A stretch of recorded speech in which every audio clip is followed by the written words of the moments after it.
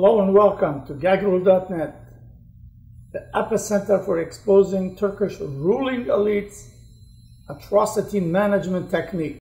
In our previous videos, how the Turkish ruling elite infiltrated the Islam, which is the Arabs, and hijacked the Islam and conquered the Arab for hundreds of years. And then they went on conquering, infiltrating, penetrating, and conquering the Byzantines. In 1900, the empire started to collapse because of their massive atrocity, ethnic cleansing, and invasion and occupation. So people got fed up, obviously. They were revolting against it, so they were pushing it out. So they lost almost all European occupation site. These three criminals, which I clarify why I call them criminals, because they were Ottoman regime. They put them on trial, but then they had to flee to Germany, and at the end they were all assassinated. That's another story. So those guys, this Talat Pasha, which is the first one, the mastermind of the genocide, and the middle one is Enver Pasha. He was the military attaché in Berlin, in Germany, and of course on the right is Jamal Pasha. So they were looking a superpower to infiltrate, because Turkish ruling elite are master in infiltration. So of course the British and French and the Russians, they were their enemy. And so of course, as you probably know, Russia and Persian always being the #1 enemy of the Turkish ruling elites. They were able to conquer 3 continents except those 2. So they find Germany, because the German had the industrial might and powerful country, and against the Russians.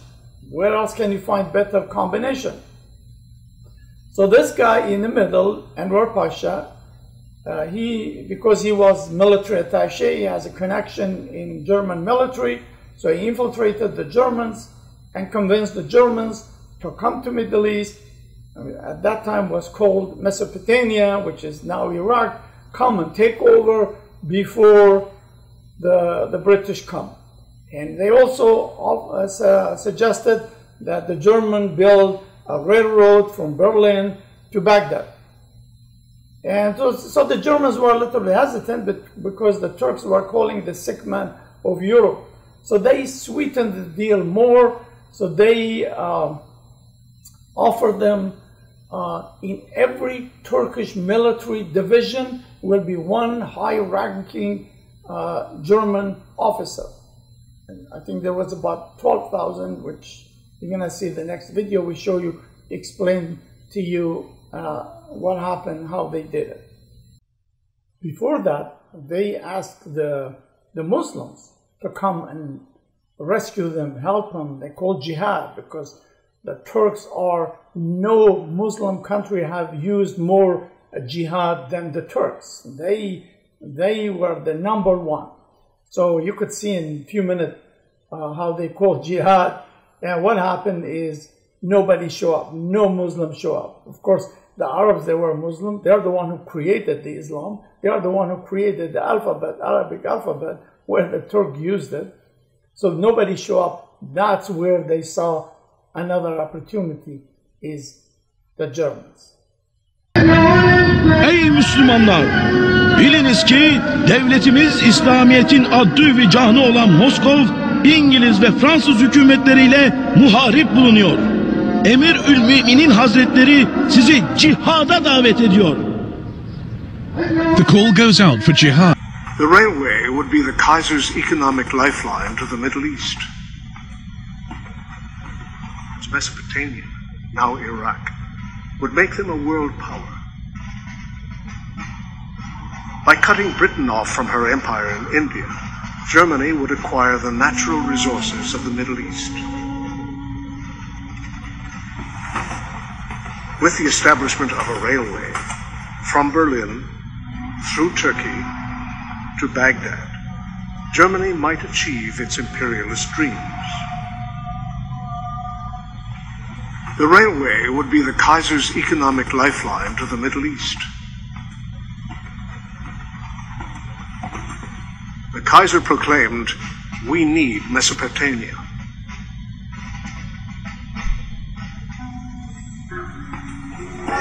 What we do know is that these same rails in the hands of the Turks became a tool for massacre and extermination.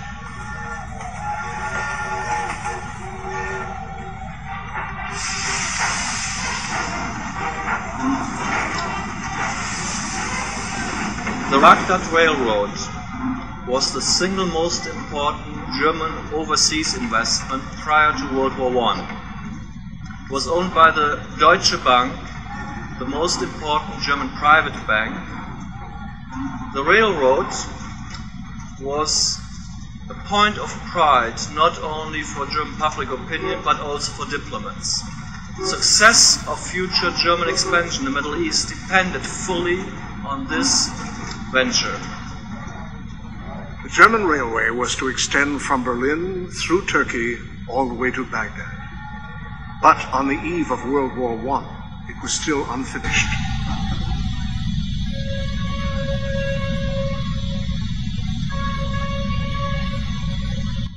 The Turks, like the Germans, also had imperialist designs. Their leaders, Talat and Enver, wanted to create a Turkish nation by destroying ethnic minorities. Their hope stopped the collapse of the Ottoman Empire. Their dream bolstered Turkish power by expansion to the east, through the Armenian highlands, to unite with the Turkic peoples of Central Asia. On the eve of the First World War, Turkey entered into a military agreement with Germany. The main provision of the treaty, a German chief of staff in every Turkish army command to approve all troop movements and strategic decisions by the Turks. Over 12,000 German soldiers served in Turkey during the First World War. Some, like Rudolf Haus, a youth of 16, volunteered for duty. The German and the Turk, a marriage of convenience, the union of two imperialist dreams, but for one. So there you could see is how they sucked Germany into the region, and obviously at the end they got defeated. So what this guy in the middle of this, Anwar Pasha, did, he took some, because the Germans were with him, so they took some ragtag army and they throw it on Russians on the Caucasus, freezing cold winter month, and all frozen to death. And of course, typical of Turks, they always blame somebody. So it says, well, Armenian joined the Russian army, that's why we lost it. You know, like, and we're going to show you as we go on how this Turkish ruling elite, even themselves, they blame each other of traitors and treasons and all that, as we get to the Kemal Pasha portion of it. Here is one more of action which he wrote. This it's a book, it's a very thick book about them. Those young Turks, says the young Turks' crime against humanity and ethnic cleansing. It's a great book. He has like about 600, all those telegraphs, he ciphered them, you know, how they were doing this planning of destroying the minority in Caucasus, in Anatolia, sorry, before the World War started and all that. So here is a few minutes of his explaining. You know, this is a telegram actually coming from Aleppo to Istanbul. This is from an individual whose name very important for Turks also, because he became the interior minister during 1930s, and he was responsible, maybe those who are Kurds here, Şükrü Kaya, who was responsible for the relocating of Kurds in Dersim area also 1930s. So he was also in charge of resettlement of the Armenians, and he was sending this telegram from Aleppo, November 1915, and as you see actually, telegram came with certain numbers to Istanbul, and the officers wrote on top of the telegram telegrams actually the meaning of these documents. This is how we could then decipher today, and we could read this document. So, as I mentioned, this is, for example, an important telegram from the Ministry of Education. And in telegram, they say that please decipher this telegram and coded this telegram based on Interior Ministry's codes. And this telegram is about, maybe if I had time, I will talk longer on this, on the assimilation of Armenian children. And it was sent early, before this was sent to certain provinces, in eastern provinces where the Armenians were sent, and this telegram was sent before Armenians had already been sent. And very important, because in telegram says there will be some children orphanages and give us the numbers. So they were preparing actually for the orphan Armenian children, and if I had time I will talk about it. And this is from Education Ministry. This means, I mean, these are very important fine details, but you have to understand. There was a cabinet meeting. There must be a cabinet meeting. In cabinet meeting, there must be a decision about education and the orphanages. And after this decision, Education Ministry took this issue in hand and used the cipher office to send this short telegram to the regions. So these are the basic documents that I used throughout my research. And what all these materials tells us on the Armenian but basically, this is the telegram's English version, and secret and to be deciphered according to the Interior Ministry cipher office code. This is the site on the telegram, and then telegram says, since consideration has been given to the idea of the education and upbringing of children, you will see that I will show you bakım ve terbiye. This is the two Turkish words that they used extensively for the children, and this is the education and upbringing of Armenian children. And since the idea of education and upbringing of the children under the age of 10, and again think of it, the deportation hasn't started yet. So this is also important for you to understand how the mechanism worked in the Ottoman government. So the consideration are there for the education and upbringing of the children under age of 10 of those Armenians who have been relocated or in the same fashion deported, either through the establishment of an orphanage or gathering of them into an already existing orphanage, report back with all haste, because they want to have the preparation, how many such orphan children there are within the province. So the estimation before they sent the children they won't have in Islam. So this is the, so you can understand now whether Armenian genocide or the policy towards Christian, as Turkish government argues, war measures. And it shows you it has nothing to do with war. This is really pre-planned general policy, which I'm going to talk also, which is a demographic policy, population policy. So what are all these telegrams tells us? So this policy resulted really in a complete change in the ethnic makeup of Anatolia.